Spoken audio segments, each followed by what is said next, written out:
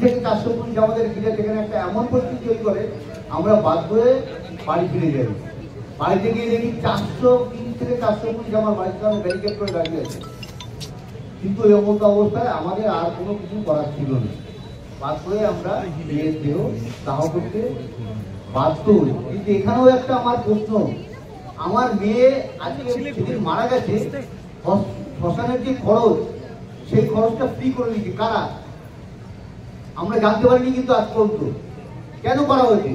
কেন আমার মেয়ে আত্মা করে খুব কষ্ট হয়েছে, তিনি আমাকে টাকা দেওয়ার চেষ্টা করেন এবং তার যার জবাব দেওয়ার আমরা সঙ্গে সঙ্গে সেই জবাবটা দিয়ে দিই। ডিসি সেন্টার ইন্দিরা মুখোপাধ্যায় বারবার প্রেস মিট করে করে মিথ্যা কথা বলছে, মিথ্যাচার করছে। কারণটা কি কারণে এরা করছেন এই জিনিসটা? তাই দিকে আমাদের একটা বিশাল প্রশ্ন আমাদের সবসময় মনে আছে।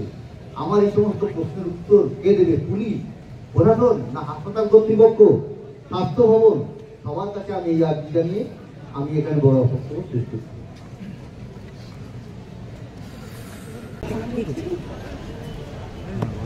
আমরা যেদিনকে 9 তারিখ আমাদের বাড়ির মেয়ে ডাক্তার দিদি অভয়া তিলোত্তমা যাই বলে আপনারা চেনেন, মানে মেয়েটিকে, হতভাগ্য মেয়েটিকে, আমরা যখন সকাল 10:55-তে মানে খবর পাই, বাড়ির লোক আমাদের কাছে আসে, আমরা কাকা কাকিমা হিসেবে বলছি, যেই মুহূর্তে খবর পাই তার 1 ঘন্টার মধ্যে আমরা গাড়ি বুক করে আমরা হসপিটালে যখন আসি তখন 2:10 থেকে 2:15 হবে।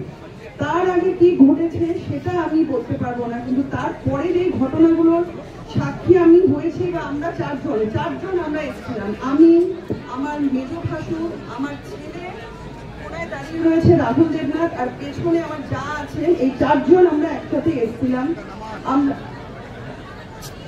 আমরা এসে যখন ঢুকলাম তারপর থেকে দেখেছিলাম আমরা সেমিনার রুমে ঢোকার ওখানে পুলিশের 6 লাখ, আর যারা স্টুডেন্ট ছিলেন তারা ছিলেন।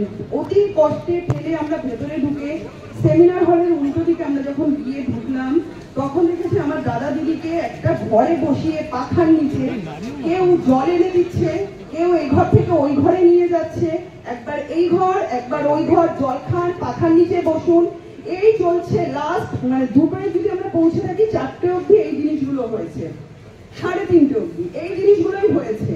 তার মাঝখানে পুলিশ এসে বারবার করে ঘিরে ধরে বারবার একটাই কথা, আপনারা চলুন প্রিন্সিপালের ঘরে যাবেন। আমরা তখন পুরো পরিবার দাদা দিদিকে ঘিরে রেখে আমরা বলেছি না, ওনারা কোথাও যাবেন না, দরকার হলে প্রিন্সিপাল এখানে আসবেন। কিন্তু পুলিশ আমাদের এত জোর করেছে, এত ফোর্স করেছে, মানে ওনারা পারলে হাইজ্যাক করে এই 2টো মানুষকে নিয়ে প্রিন্সিপালের ঘরে যেতে পারলে ওনারা জানে আমরা বেঁচে গেলাম। তো যাই হোক, কোনোভাবে হয়তো 5 মিনিটের জন্য বলে তারপরে ওনারা নিয়ে গেলেন এই 2টো মানুষকে। তারপর থেকে আমরা এই 2টো মানুষকে দেখতে পাইনি, পরিবার একদিকে, বাবা মা একদিকে। তারপরে যা ঘটনা ঘটেছে মিডিয়া দৌলতে আপনারা সবাই জানেন। দেন যখন পোস্টমর্টম হয়ে বডি বেরোচ্ছে, দাদা দিদি গাড়ি করে যখন বেরোলো তখন হাতটা আমাদের দেখিয়ে গেল। আমরা বুঝলাম যে হ্যাঁ তারা বেরোচ্ছে। আমরা কি জানবো নর্মালি যে এরপর আমরা পরিবারের লোক আমরা যাব, বা মাঝখানে অ্যাম্বুলেন্স যাবে, তারপরে আমরা যাব। কিন্তু সেখানে দাঁড়িয়ে আমাদের বলা হয়েছিল যে আপনাদের পরিবার তো, আপনাদের জন্য 2টো গাড়ি রাখা আছে। আমরা যখন গাড়িতে, মানে আমি বলছি দায়িত্ব নিয়ে, এটা আমি বলছি, আমি যখন গাড়িতে উঠতে যাই আমাকে ধাক্কা দিয়ে ফেলে দেওয়া হয়, ধাক্কা দিয়ে পুলিশ ফেলে দিয়ে বলে না না এই গাড়িতে পুলিশ ছাড়া কেউ উঠতে পারবে না। দেন আমরা ওখানে অসহায়ের মতো দাঁড়িয়ে থাকি, আমাদের চোখের সামনে দিয়ে মেয়ের দেহ চলে যায়। তারপরে ওখানে যারা আমাদের পরিচিত ছিলেন তারা বললেন যে পুলিশ নিয়ে গেছে, দেহ গাড়িতে পৌঁছে গেছে। আমরা এখানে এমন বক্তব্য শুনতে পাচ্ছি কিছু স্থানীয় মানে নেতা নেত্রী, তারা বলছেন যে 20 মিনিট বডি দাঁড়িয়েছিল। আমি অতি দায়িত্ব নিয়ে বলছি যে আমাদের মেয়ের বডি আমাদের বাড়ির সামনে 1.5 ঘন্টা দাঁড়িয়েছিল। 1.5 ঘন্টা, না বাবা মা ছিল না পরিবার ছিল। কে ছিল সাথে? সাথে ছিল ওখানকার লোকাল কাউন্সিলর।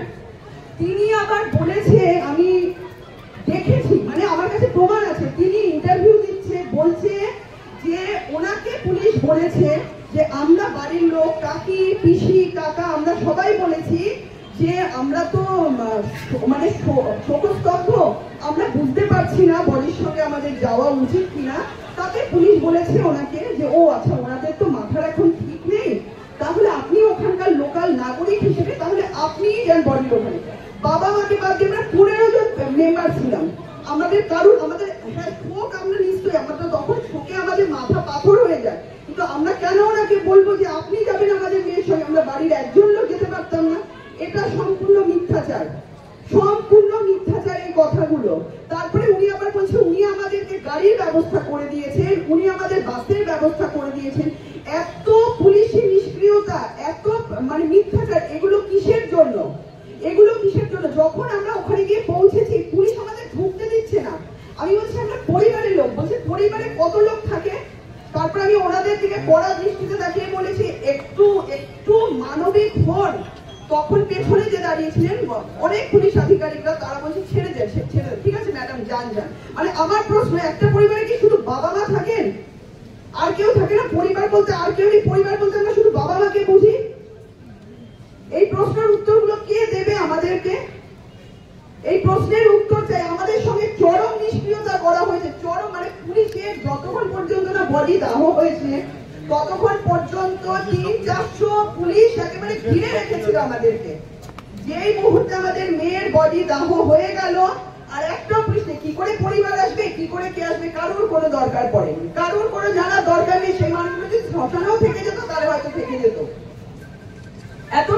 এতটা সক্রিয় ছিল পুলিশ বডি নিয়ে যাওয়া পর্যন্ত। যখন দাহ হয়ে গেল তখন পুলিশ নিষ্ক্রিয় হয়ে গেল। ঘরে ঢুকে পুলিশ টাকা অফার করছে বাবা মাকে, যেখানে আমরা আমাদের মেয়ের বডি নিয়ে বসে রয়েছি ঘরে, পরিবারের প্রত্যেকটা লোক চোখের জলে তাকাতে পারছে না, তখন পুলিশ গিয়ে টাকা অফার করছে আমাদেরকে। এটা পুলিশের মানবিক মুখ। তারা আবার বলছে যে আমরা সব ঠিক কাজ করেছি, আমরা সব দায়িত্ব পালন করেছি,